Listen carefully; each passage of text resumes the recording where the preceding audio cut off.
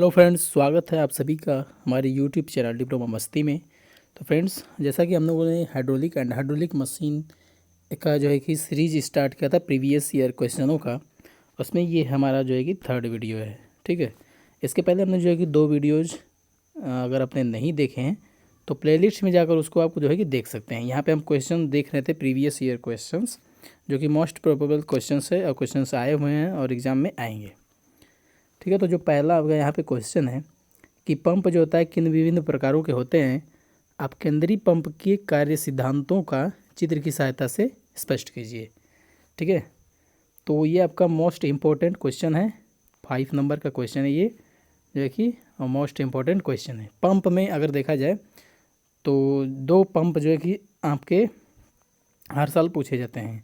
एक होता है आपका यहाँ पे प्रत्यागामी पंप होता है जिसको रेसिप्रोकेटिंग पंप बोलते हैं, और एक होता है सेंट्रीफ्यूगल पंप। ठीक है, केंद्रीय पंप। ये दोनों पंप के क्वेश्चन जो है कि हर साल एग्जाम में आते हैं। ठीक है, तो 5 नंबर आप आसानी से यहाँ पे ले सकते हो। तो सबसे पहले पंप देख लेते हैं कि पंप क्या होता है। पंप जो होता है एक डिवाइस होती है, युक्ति होती है, जो किसी फ्लूइड की दाब ऊर्जा को बढ़ाने के लिए प्रयोग की जाती है। ठीक है, दाब ऊर्जा, मान लीजिए पहले कोई लिक्विड था, उसकी दाब ऊर्जा कम थी, तो आगे उसकी दाब ऊर्जा को बढ़ाने के लिए, इंक्रीज करने के लिए पंप का प्रयोग किया जाता है। उसके बाद जो द्रव पंप होते हैं, साधारणतया किसी द्रव को निम्न तल से जो है कि उच्च तल पर ले जाने के लिए या फिर उठाने के लिए काम में लाए जाते हैं। ठीक है, तो ये पंप का क्वेश्चन है। पंप आपने देख लिया पंप की क्या होता है।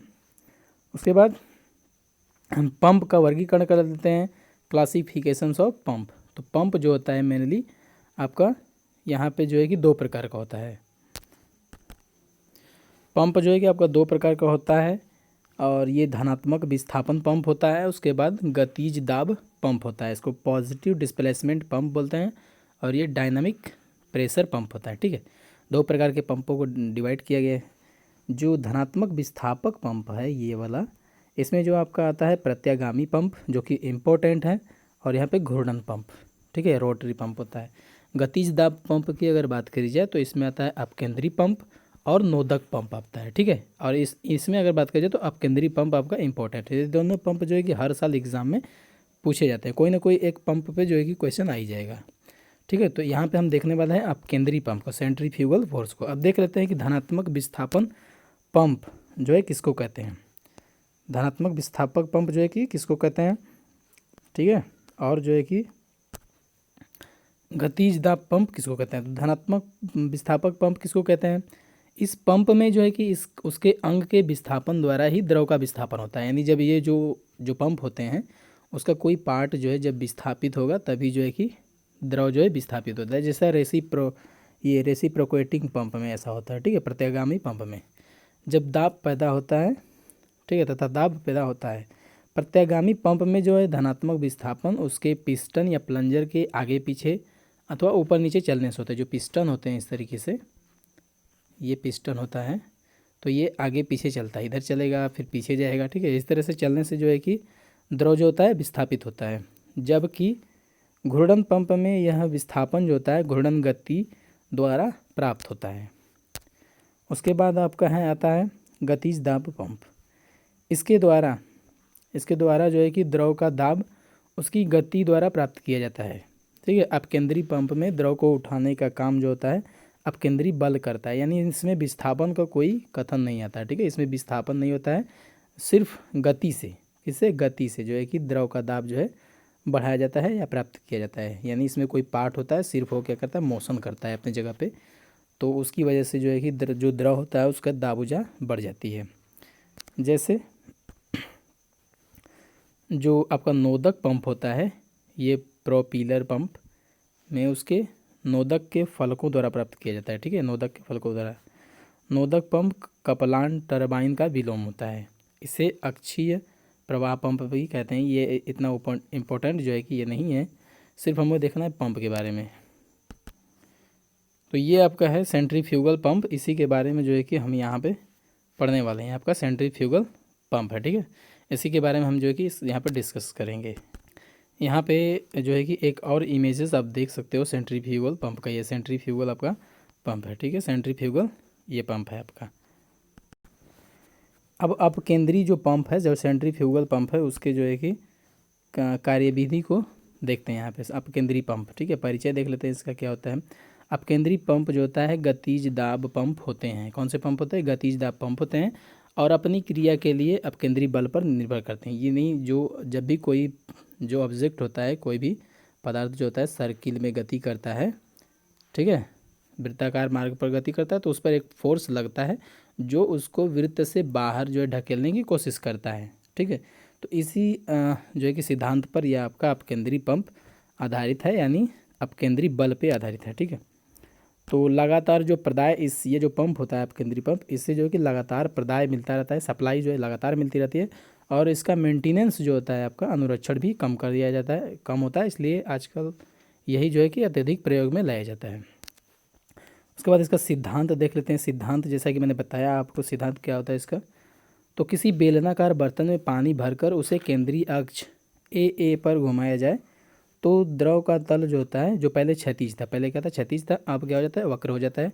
घूमने के कारण द्रव पर अपकेंद्री बल लगता है। जब भी कोई मैटर इसे इस तरीके से सर्किल में घुमाया जाता है, ये एक्सिस के अबाउट घुमाया जाता है, तो इस पर सेंट्रीफ्यूगल फोर्स लगता है, अपकेंद्री बल, जो इसको बाहर की तरफ ढकेलने की कोशिश करता है, ठीक है।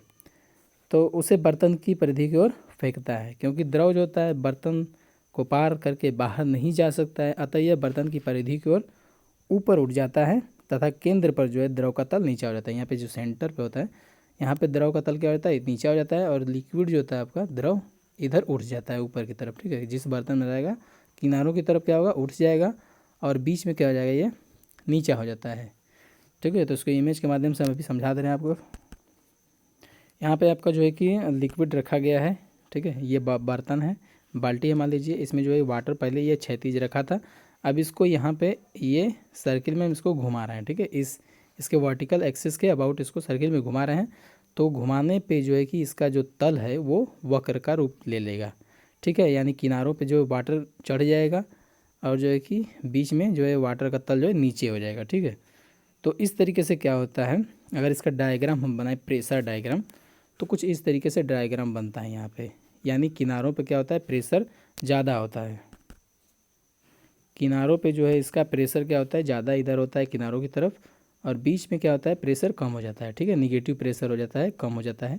यहाँ पे प्रेशर अगर जीरो है तो ये निगेटिव प्रेशर हो जाता है, ठीक है। और किनारों की तरफ क्या होता है? बढ़ता है, रैखिक रूप से किनारों की तरफ बढ़ता है उसको सर्किल में घुमाने पर, ठीक है।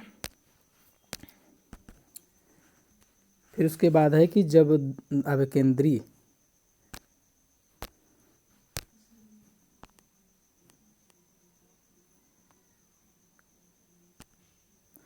जब जो है कि अपकेंद्री बल के कारण जो है द्रव परिधि की ओर जाता है, ठीक है, तो केंद्र पर या उसके निकट जो है आंशिक निर्वात उपजता है, ठीक है। जब अपकेंद्री बल के कारण द्रव जो है कि ये बाल्टी में परिधि की तरफ आ जाता है, तो केंद्र पर क्या हो जाता है? निर्वात, आंशिक जो है कि निर्वात उपज जाता है, तथा वायुमंडल दाब के कारण जो है कि द्रव का तल जो होता है क्या होता है? नीचे चला जाता है। इधर का द्रव का तल क्या होता है? नीचे चला जाता है आपका।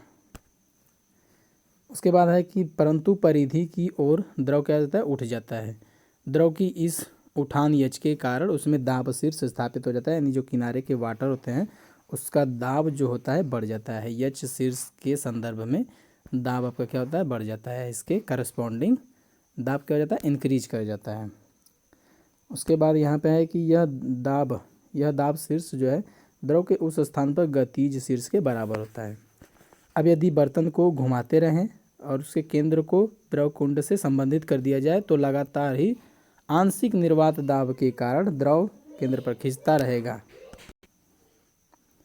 रहेगा तथा जो है कि द्रव जो होता है बर्तन की परिधि पर यच शीर्ष के साथ प्राप्त होता रहेगा। यानी शीर्ष जो किनारे होते हैं उस पर जो है जो लिक्विड होगा उसका जो है कि यच शीर्ष के संदर्भ में दाब जो है कि मिलता रहेगा, ठीक है। इसीलिए जो है कि जो डायग्राम बना था आपका कुछ इस तरीके से बना था, यानी किनारों पे दाब जो है आपका अधिक था, और जो है सेंटर पे दाब क्या था? निर्वात दाब था, यानी वायुमंडल दाब से कम था, ठीक है। तो अपकेंद्री पंप की क्रियाविधि जो है कि इसी पे आधारित है।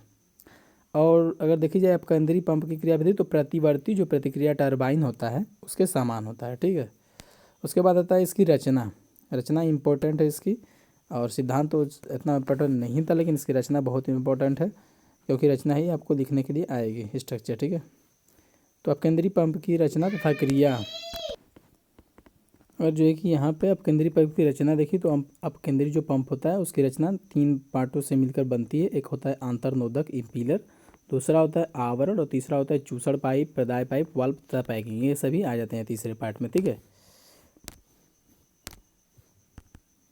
तो यहाँ पे आप देख सकते हैं जो है कि ये आपका जो ऊपर पाइप होता है इसको चूसड़ प्रदाय पाइप बोलते हैं, प्रदाय पाइप बोलते हैं, और जो नीचे पाइप लगा होता है उसको चूसड़ पाइप बोलते हैं। चूसड़ पाइप जो होता है यहाँ पे उसके सेंटर पे जाके लगा रहता है। ठीक है, सेंटर पे लगा रहता है।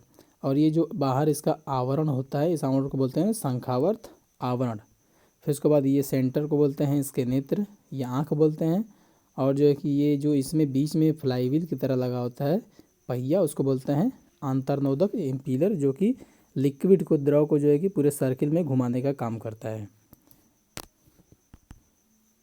तो यहाँ पे आप देख सकते हैं जो है कि द्रव जो होता है अंतर्नोदक की परिधि में, ये अंतर्नोदक है, तो अंतर्नोदक की परिधि में जो द्रव जो है कि नीचे सक्शन यानी चूसड़ पाइप से क्या करता है, प्रवेश करता है।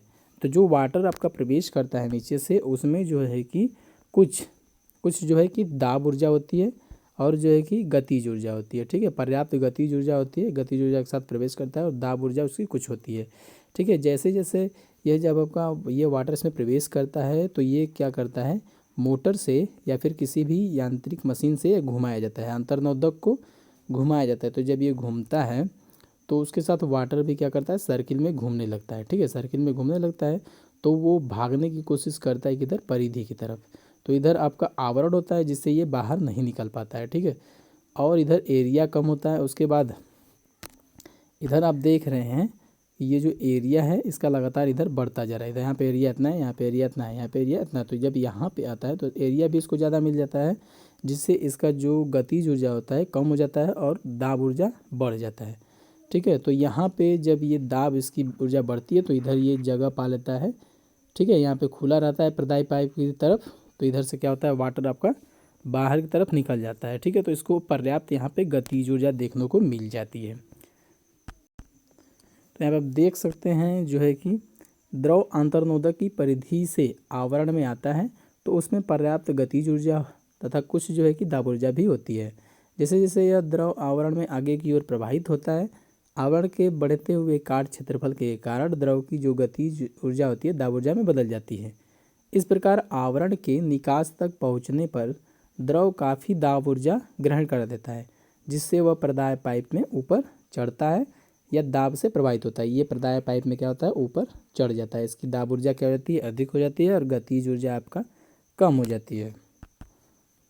क्रिया विधि की अगर बात करी जाए तो जो पंप में आंतरनोदक के केंद्र पर जो है द्रव प्रवेश करता है, जैसे यहाँ पे आप ये इमेज देख रहे हैं, इस इमेज में आपका साइड व्यू दिखाया गया है। ठीक है, साइड व्यू है, और ये जो इमेज है आपको इसमें पंप का जो है क्रॉस सेक्शन दिख रहा है। तो ये नेत्र है, बीच का जो सेंटर होता है इसको नेत्र बोलते हैं। तो यहाँ पे वाटर जो है प्रवेश करता है नीचे चूसड़ पाइप से इसमें वो जो है कि वाटर प्रवेश करता है, इसलिए इस स्थान पर चूसड़ पाइप जो है लगाया जाता है। ठीक है, शंखावर्त आवरण के निकास पर प्रदाय पाइप लगा होता है। शंखावर्त ये आवरण है, यहाँ पे प्रदाय पाइप लगाया जाता है निकास पर। ठीक है, यहीं से द्रव जो है बाहर निकलता है। चलाने से जो है कि पहले पंप में से हवा को जो है कि बाहर निकाल दिया जाता है। अब हवा किस तरीके से बाहर निकालेंगे अभी आपको दिखा रहे हैं।